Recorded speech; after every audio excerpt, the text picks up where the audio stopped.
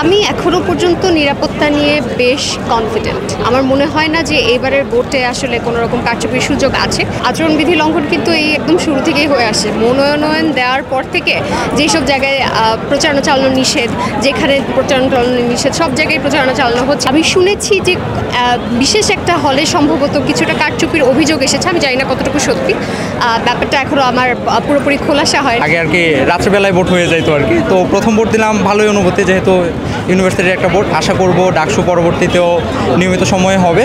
আর যারা এখান থেকে উঠে আসবে তারা আমাদের হয়ে কথা বলবেন, কোনো একটা দলের হয়ে না, বরং ইউনিভার্সিটির সকল ছাত্রের প্রতিনিধি হবে, এটা আশা করি। নিরাপত্তার বিষয়টা বেশ ভালো। এবারে যে ডাকসু আয়োজনটা, সেটার আয়োজন খুবই ভালো। এর আগে আমরা যদিও বিশ্ববিদ্যালয়ে ছিলাম না আগের ভোটগুলোতে, কিন্তু তখন দেখেছি বিশ্ববিদ্যালয়ে ছাত্রলীগ এসে মারামারি করতো, হামলা, বা কেউ বলতো যে একে ভোট দিতে হবে, প্রেশারাইজ করা, এরকম কিছু আসলে এবার ছিল না। এবার ভোটটা খুব উৎসবমুখ পরিবেশে হয়েছে।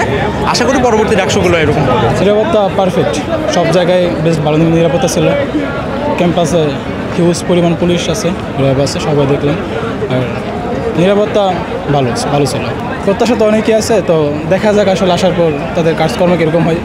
ইশতেহার যেরকম ছিল, যদি সেরকমভাবে কাজ করে তাহলে অবশ্যই সাপোর্টিভ, আর না হয়তো লাগ। এখনো পর্যন্ত ভোট দেয়নি। আমি আসলে টিএসসি যে কেন্দ্রটি আছে সেখানে ভোট দিতে যাব, তবে কিছুক্ষণ পরে। কারণ আমি যেহেতু প্রার্থী, আমার উচিত এই ভিড়ের মধ্যে সবার কাছে হলে একবারের জন্য গিয়ে দেখা, নিজেকে একটু পরিবেশগুলো দেখে আসা যে ঠিকঠাক মতো ভোট চলতেছে কিনা।